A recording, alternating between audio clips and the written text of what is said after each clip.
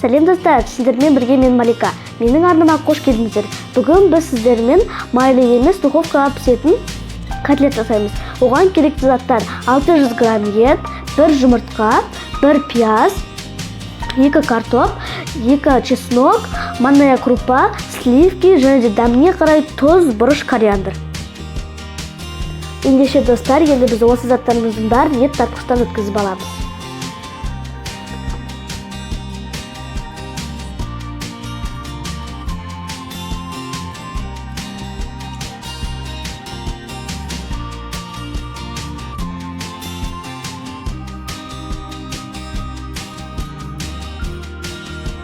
Достар, біз ет тартқыштан бәрін тартып алдық.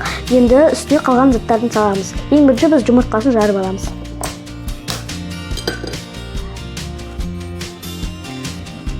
Енді сливкин үстіне қоямыз.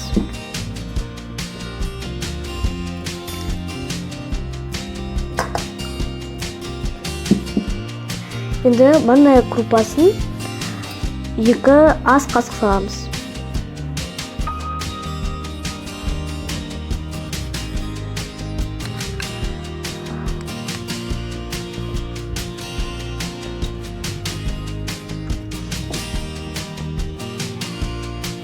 Енді дәміне қарай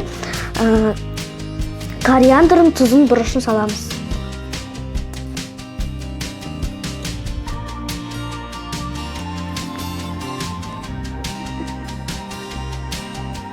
Кішкентай қасықпен тұзын саламыз.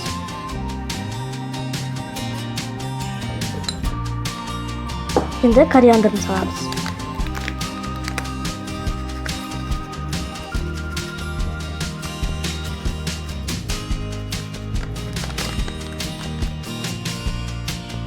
Енді бәрін араластырамыз.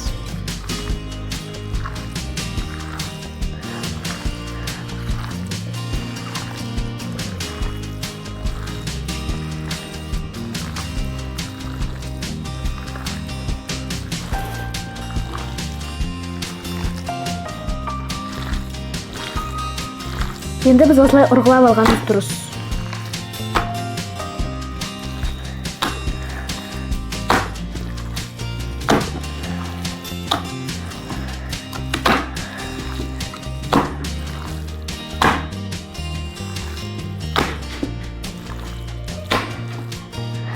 Достар, мен жақсылап тұрып араластырып алдым.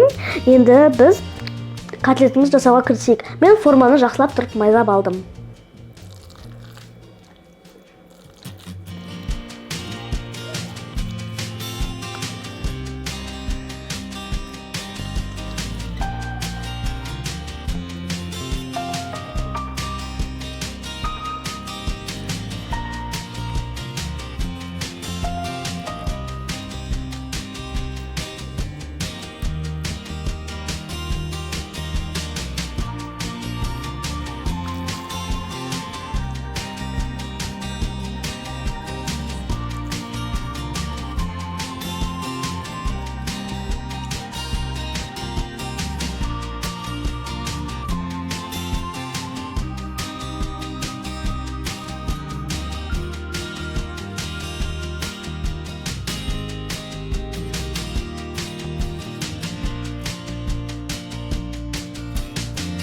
Біз котлеттерімізді жасап алдық. Енді біз оны 210 градуста қызып тұрған пеште 35-40 минут пісіріп аламыз.